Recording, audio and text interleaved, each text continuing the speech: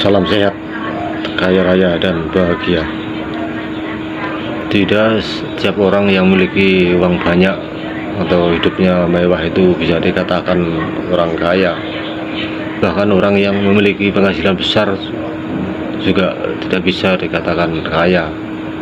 Banyak orang yang memiliki penghasilan besar, tapi setelah penghasilannya terhenti, dia tidak memiliki alternatif yang lain sehingga bisa bangkrut, jatuh miskin. Orang-orang yang memiliki penghasilan besar setelah itu jatuh miskin, berarti orang tersebut belum memiliki kekayaan yang aman atau memiliki aset yang aman. Terus bagaimana cara kita mengetahui penghasilan mana yang aman dan mana yang tidak aman? Seorang artis biasanya memiliki penghasilan yang sangat besar, tetapi biasanya pekerjaan artis tergolong kurang aman atau bahkan pekerjaan yang tidak aman. Hal ini disebabkan artis akan memiliki penghasilan yang besar selagi dia masih laku atau masih aktif menjadi artis. Ketika dia sudah tidak laku atau sudah tidak aktif, maka penghasilannya akan hilang. Jika Anda ingin memiliki kekayaan yang aman atau aset yang aman, maka usahakan Anda belajar berinvestasi di tempat yang aman. Investasi yang aman ini bisa berupa deposito, reksadana, atau tabungan saham, ataupun yang lainnya. Dianjurkan uang dari hasil tersebut jangan pernah diambil, sehingga diinvestasikan terus, ditanamkan terus uang tersebut sehingga menjadi bunga berbunga atau investasi yang jangka panjang dan bisa diambil setelah keuntungannya atau penghasilannya sudah bisa menutupi gaya hidup Anda atau memiliki passive income yang cukup untuk menghidupi gaya hidup. Jika passive income Anda sudah bisa membiayai gaya hidup Anda, maka penghasilan yang berasal dari aktif income Anda jangan dipakai. Uang ini harus diinvestasikan kembali. Dengan cara ini maka uang kekayaan Anda akan aman. Dianjurkan yang aman 100%. Dianjurkan jangan menginvestasikan uang Anda di satu tempat,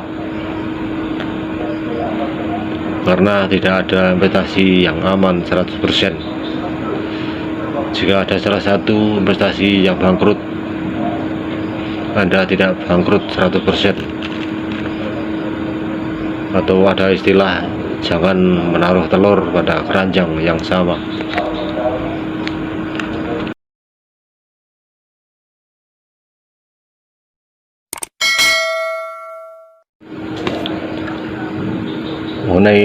Bicara mengenai kekayaan atau ukuran orang kaya itu adalah relatif. Ada orang yang memiliki uang 100 miliar masih merasa miskin. Apakah dia tidak bersyukur?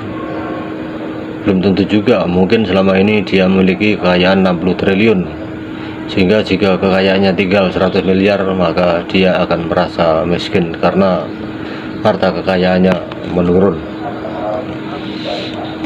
Ada juga orang yang memiliki uang 10.000 tetapi sudah merasa kaya.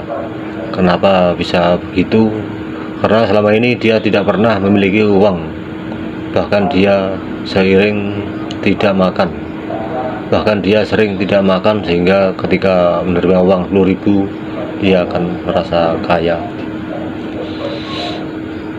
Tidak ada tua, tidak ada muda, tidak ada besar, dan tidak ada kecil, tidak ada panjang, tidak ada pendek. Tidak ada cantik, tidak ada jelek, tidak ada kaya, tidak ada miskin, kecuali sudah dibandingkan dengan yang lain.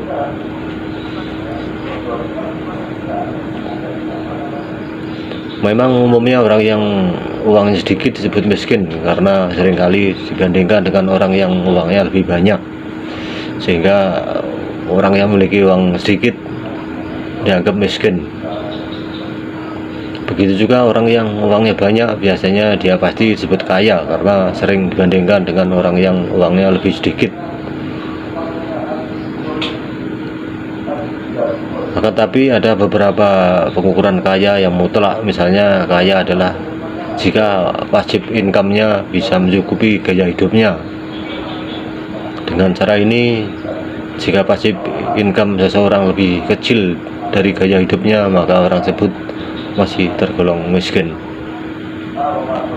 Apalagi jika seseorang tidak memiliki pasif income, maka dari itu begitu penting pasif income atau penghasilan pasif untuk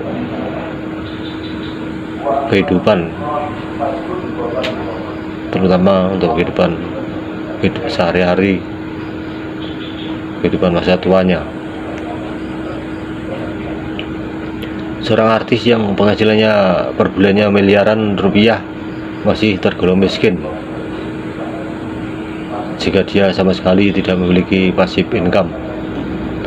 Seorang yang pasif income-nya hanya 500.000 per bulan bisa dikatakan kaya jika gaya hidupnya hanya 300.000 per bulan. Jadi kalau hanya melihat besarnya uang, maka kekayaan adalah relatif. Jadi jika Anda ingin kaya sejati, bangunlah passive income, buatlah make money atau peternakan uang.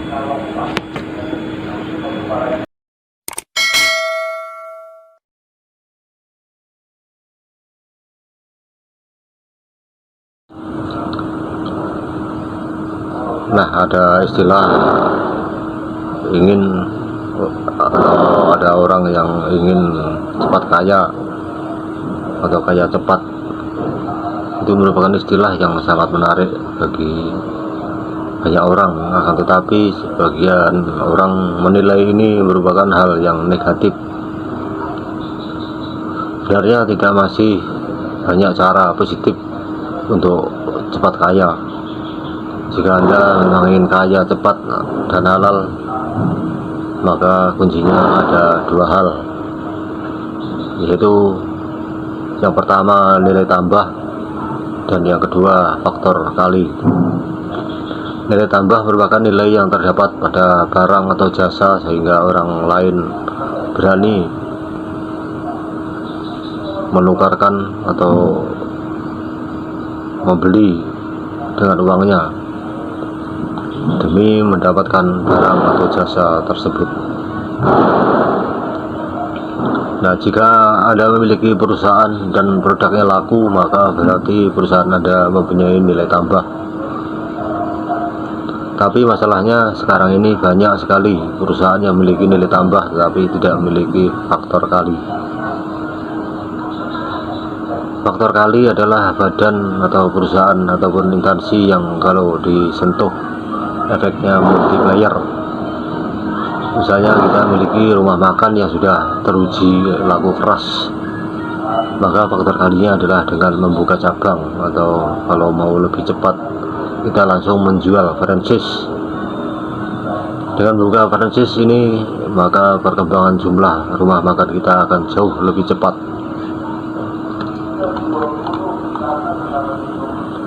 Terus bagaimana jika kita tidak memiliki bisnis? Jika Anda ingin kaya, maka carilah faktor kali dari Anda. Misalnya Anda seorang pengajar matematika, bisakah seorang pengajar memiliki faktor kali?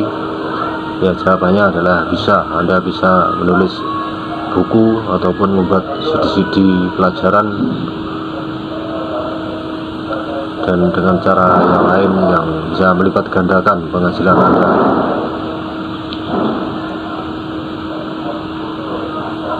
Dengan cara ini Anda bisa mengajar atau menulis sekali tapi mendapatkan uang berkali-kali. Ini yang jadi faktor kali tersebut.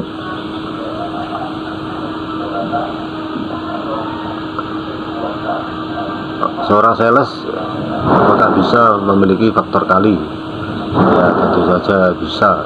Caranya yaitu dengan merekrut sales-sales independen yang tidak digaji tapi diberi komisi berdasarkan hasil dia. Dengan adanya sales independen ini, maka penjualan sales bisa mengalami peningkatan. Terus apa yang harus dilakukan jika kita tidak memiliki nilai tambah? Jika Anda tidak memiliki nilai tambah, maka Anda bisa menggunakan nilai tambah orang lain. Waktu itu ada seorang pembuat makanan atau kue. Dia meminta kepada seorang pembuat kue untuk membeli kue-kue tersebut untuk dijual lagi. Tentu saja pemilik kue dengan senang hati, tetapi dia minta izin kepada pemilik kue tersebut untuk memberi merek sendiri. Ternyata pembuat kue tersebut memberi izin. Selanjutnya orang tadi mencari faktor kalinya, yaitu dia mencoba menawarkan kue-kuenya ke toko-toko supermarket.